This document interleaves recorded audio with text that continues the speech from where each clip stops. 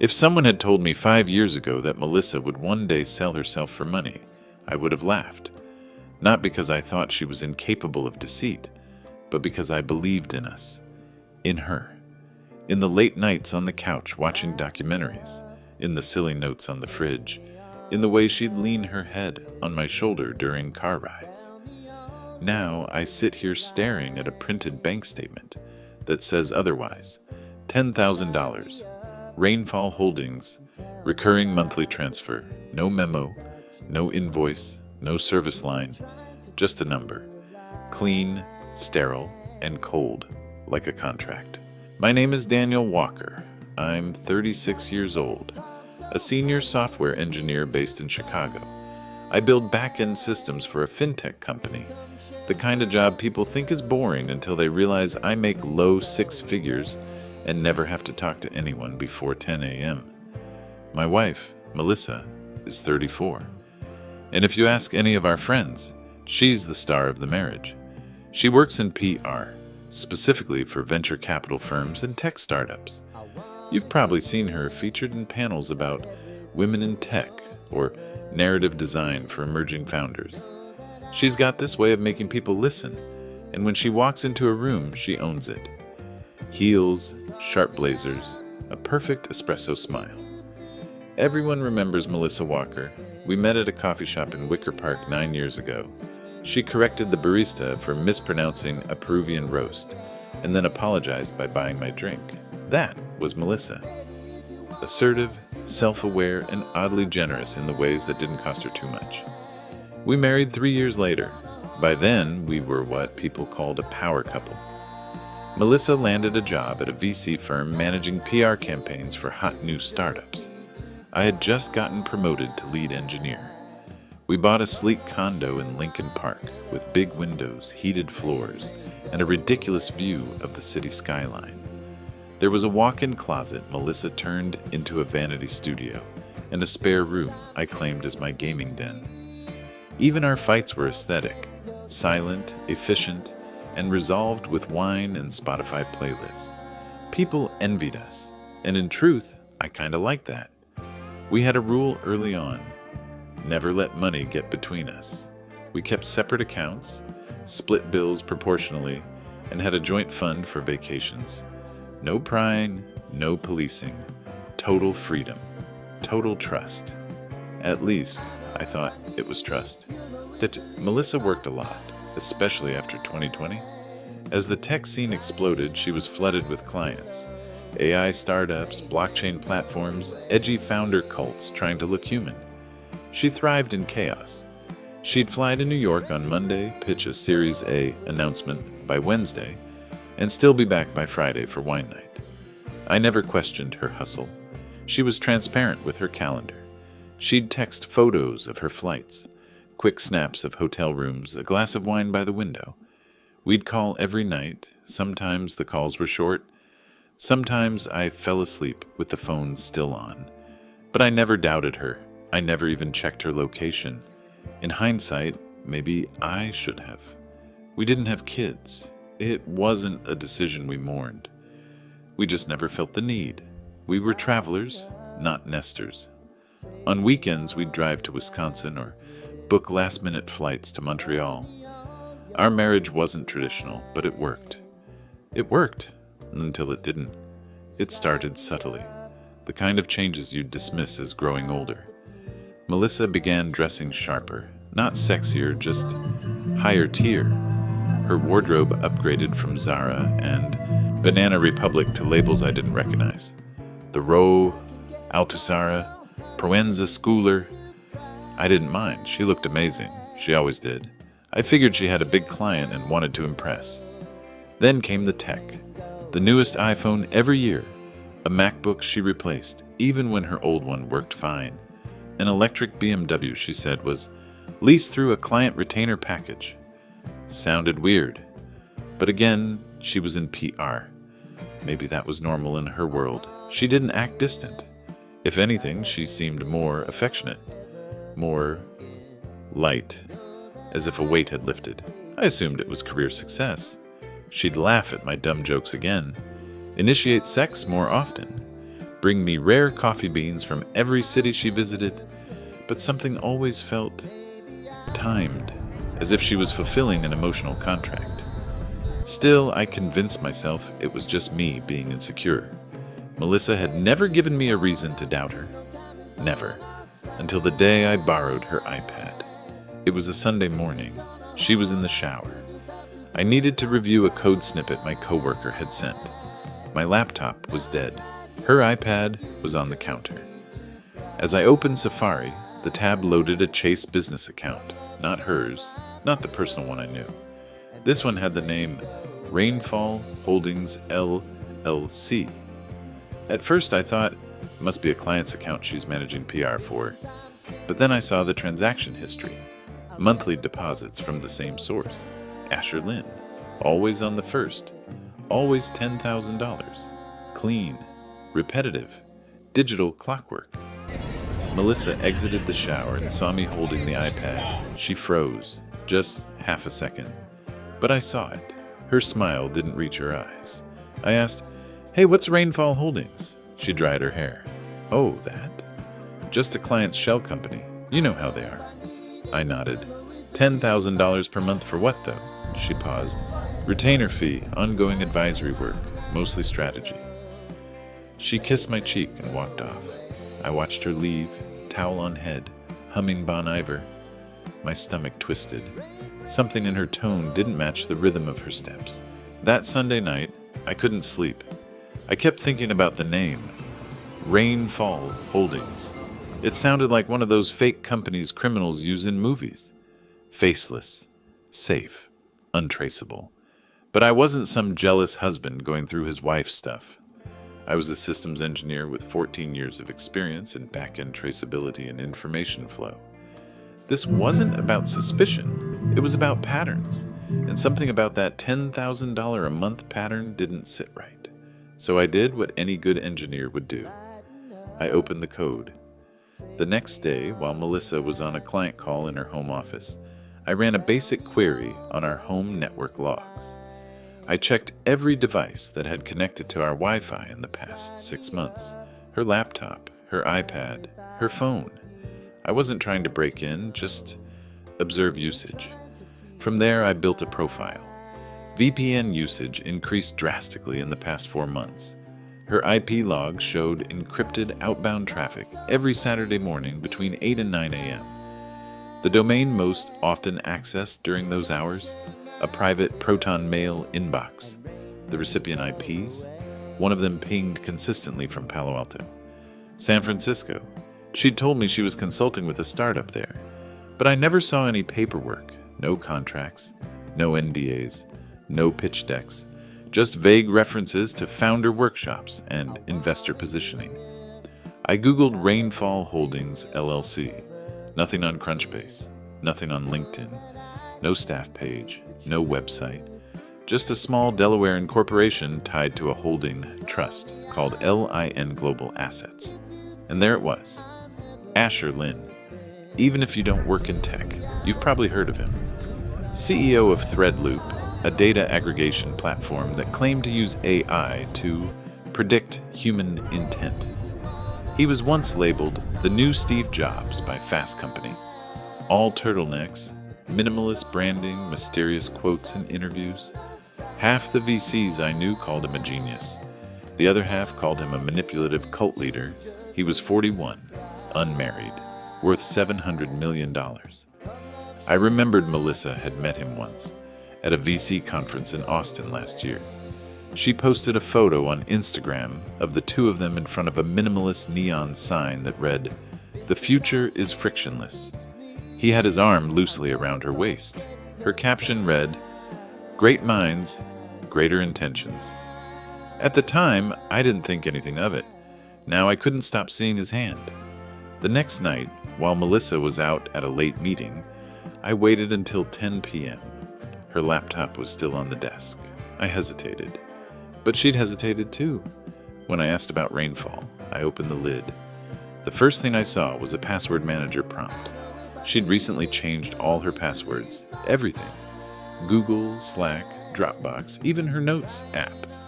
But she forgot one thing, The browser had saved autofill on one account. It led me to an inbox labeled Rainfall Weekly. There were 47 emails, the earliest dated back to almost 5 months ago. Subject: Welcome to Rainfall. From Asher at linprivate.io to melissa.walker at protonmail.com. Everything has value, even time, especially discretion. I look forward to our arrangement. The rest were sterile, logistical, clinical. Weekly meet confirmed, same hotel, room booked under Emory. Bonus for weekend availability will be included. Please keep record of own expenses. No paper receipts. Clean transaction this month. Encrypted wire. Confirm receipt. Addendum. If any questions arise, we revert to NDA Clause 4. C. Privacy first. No photos. No flirting.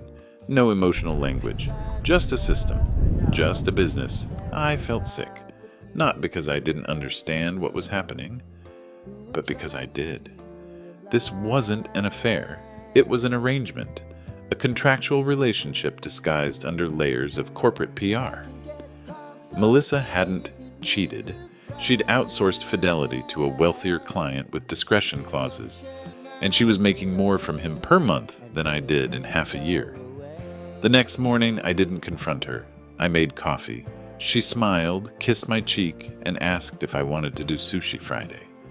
I nodded, and then watched her type something on her phone. A slight smirk in the corner of her mouth. Was she texting him? Was she laughing at how easy I was to manipulate? I felt the first crack in the foundation of our life. Over the next 2 weeks, I spiraled. Every time she came home late, I imagined him. Every time she got a new piece of jewelry, I assumed he'd sent it. Every work trip became a transaction in my head. I didn't confront her. Not yet. I wanted more. I needed something undeniable. So I did one more thing. I logged into our joint cloud drive, the one we used for vacation photos and taxes. Buried in a subfolder labeled Receipts 2021 was a PDF, an NDA agreement, unsigned but prepared. The watermark read, Rainfall Holdings Private Arrangement Confidential Service Memorandum. Clause 1. Compensation of $10,000 per month for exclusive companionship. Clause 2. No romantic entanglement to be pursued outside agreement parameters. Clause 3. No legal marriage permitted for the duration of agreement. Clause 4. Monthly meetings to be scheduled at Rainfall's discretion. Clause 5. No emotional liabilities will be claimed by either party. Clause 6. Should emotional involvement arise, a 30-day termination period applies. It wasn't sex. It was monetized presence, and she had signed up. Willingly. I stared at the screen for a long time. It wasn't rage I felt. It was something worse. Humiliation. That I'd been sleeping next to someone who had redefined what marriage meant without telling me. That love, the thing we had built, sworn to, cultivated, had been silently devalued like bad stock. She wasn't mine, not anymore. She belonged to the highest bidder, and he had won. I printed everything. Not on a whim, not in anger. I formatted the emails into clean PDFs, organized the timestamps, matched each meeting confirmation with Melissa's calendar entries. I printed screenshots, text snippets, even metadata from the encrypted files. I cross-referenced her flight bookings, her hotel check-ins, her Uber receipts, all lining up with weekly meets and clean transactions. It was like debugging an app you didn't know had already been written, perfectly, cruelly, behind your back. The last thing I printed was the NDA from Rainfall Holdings. I highlighted Clause 5 in yellow. No emotional liabilities will be claimed by either party. I slid everything into a black folder. Then I waited. Melissa got home at 9:43 p.m. She was wearing a silk blouse and slate gray trousers, her heels clicking softly across the hardwood. A faint scent of Chanel clung to her. Expensive, calculated. She kissed my cheek like she always did, casual, unthinking. "Sorry I'm late," she said. "The client was running over. You up for that movie tonight? I didn't respond. She paused, sensing something. That's when I handed her the folder. She didn't ask what it was. She just took it, walked over to the couch, and sat down slowly. The way she moved, no panic, no surprise, scared me more than if she'd screamed. She opened the folder, flipped a few pages, didn't blink. Then she exhaled and whispered almost gently, "You weren't supposed to see this." My throat was dry. My voice came out cracked. "You signed a contract to sleep with another man for money." She closed the folder, placed it on the coffee table like a finished book. "It's not love, Daniel," she said. "It's strategy. You wouldn't understand." I stared at her. "Try me." She folded her hands like she was giving a TED Talk. He offered a deal, $10,000 a month. No strings, no drama, no danger. Just a private arrangement with legal boundaries and mutual discretion. It's clean, it's safe. No feelings, just leverage. I swallowed. "And you took it." She nodded. "I did." No shame, no apology, no defense, just fact. I paced, trying to keep my voice level. "We're married. We share a life, Melissa. How the hell does that not count as betrayal?" She didn't flinch. "I never stopped loving you," she said. "I still don't." This was never about us. It was about options, about freedom, about taking what was offered instead of waiting for permission to ask. I stared at her, stunned. She went on. "You always said I could do anything, be anything. But what you really meant was, as long as it didn't make you uncomfortable. This arrangement, it gave me power, financial agency, independence. And I was going to tell you, eventually. But I knew you'd take it personally." I sat down slowly across from her, hands shaking. "So let me get this straight," I pointed at the folder. "That man, Asher Lynn, pays you monthly. You meet him. You sleep with him. And in your head, that's not cheating?" She stared at me, calm. "Cheating implies deceit. This wasn't deceit. It was a transaction. He's not my lover. He's not my partner. He's a sponsor. That's what we agreed to." I choked on the word. "Sponsor?" She nodded. "You're my husband. He's my sponsor. There's a difference." I laughed. I actually laughed, bitter and hollow. "You know what you sound like, Melissa? You sound like someone who's figured out how to brand prostitution into feminism." She didn't react.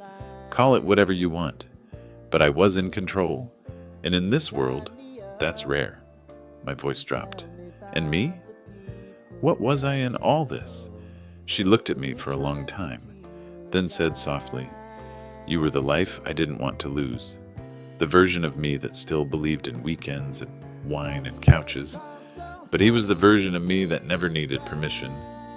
I couldn't take it. I stood, numb, and walked toward the door. She didn't follow, didn't cry, didn't beg, only whispered, just as I opened it, "Daniel, I didn't replace you. I added options." I turned back one last time. "Is that what love is to you now? A bundle package?" She looked away. "Love is fragile. Money isn't." I left without packing, without shoes, without even grabbing my phone. Outside, the Chicago night was bitter cold, and I barely felt it. All I could think was this. I'd spent 10 years building a life with someone who could put a price tag on intimacy, and she'd signed it in ink, without flinching. I spent the first night at a hotel by the river, one of those bland places near O'Hare where no one asks questions. I didn't eat. I didn't sleep. I just sat there with the TV on mute and the folder on my lap, rereading her words in print. "You're my husband. He's my sponsor. There's a difference." What haunted me wasn't the betrayal. It was the calm logic behind it. Melissa hadn't cheated in the heat of passion or out of emotional void. She had engineered it, assessed risk, measured return, drafted contracts, enforced boundaries.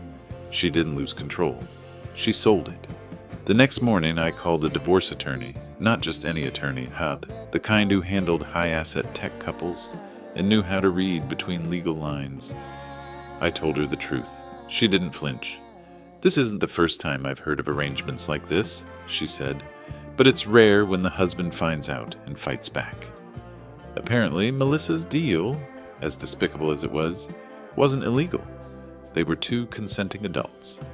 No coercion, no fraud, just moral collapse wrapped in a retainer. The NDA Melissa signed made it difficult to publicly expose the affair without risking myself being sued.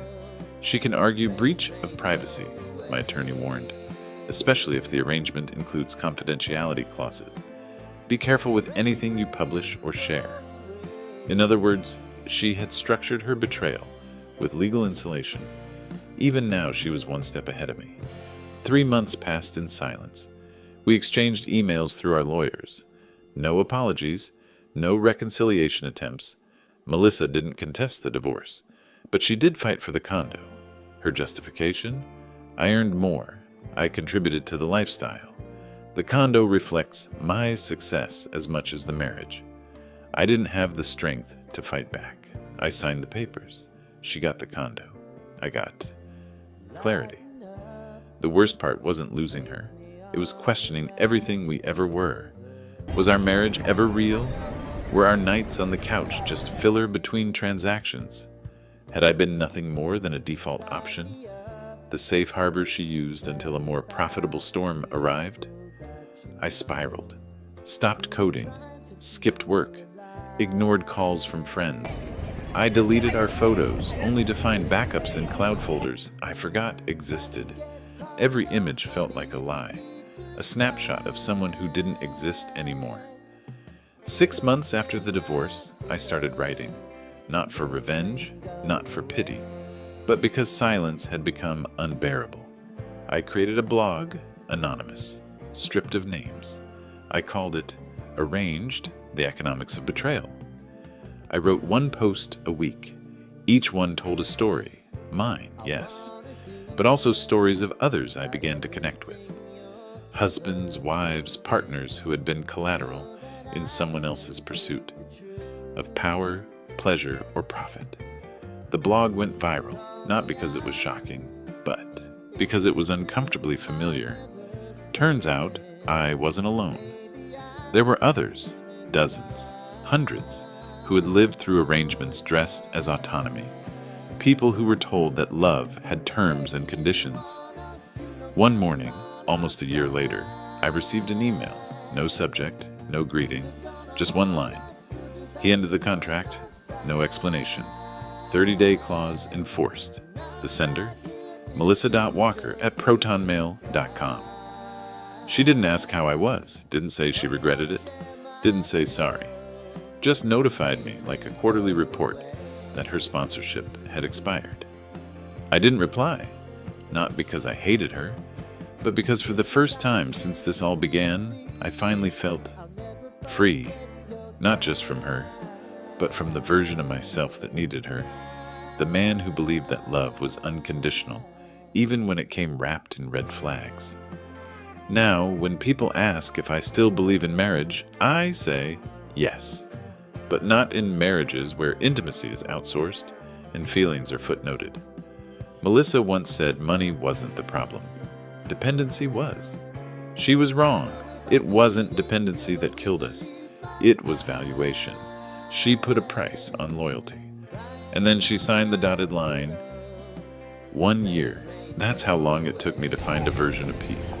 Not closure, not justice, just space. Enough space between who I was with Melissa and who I had become after her. I still remember the night the idea for the blog came. I was sitting in a diner at 2 a.m., watching a couple argue over who would pay the bill. She kept insisting. He kept refusing. It wasn't the argument that struck me. It was the language. She said, "You always make me feel like I owe you." He said, "I just want to take care of you." And I thought, that's how it starts. Love becomes debt. Kindness becomes currency. And eventually someone starts asking, "What's it worth to you?" The blog started as a whisper. I didn't use my real name. I didn't post photos. I called it Arranged, not just as a nod to my past, but because that word kept echoing in my mind. Arranged, not chosen, not grown. Structured, balanced, engineered. Each post was a dissection, not just of my story, but of the world we were quietly building. A world where companionship came with clauses, where trust was negotiable, and where freedom had a monthly invoice. I didn't rant, I wrote like a surgeon. Clean cuts, careful language. And people listened. By month 3, the blog had 50,000 subscribers.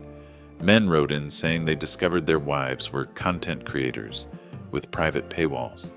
Women confessed to sleeping with wealthy patrons in exchange for mentorship or investments. Gay couples, straight couples, open relationships, monogamous disasters.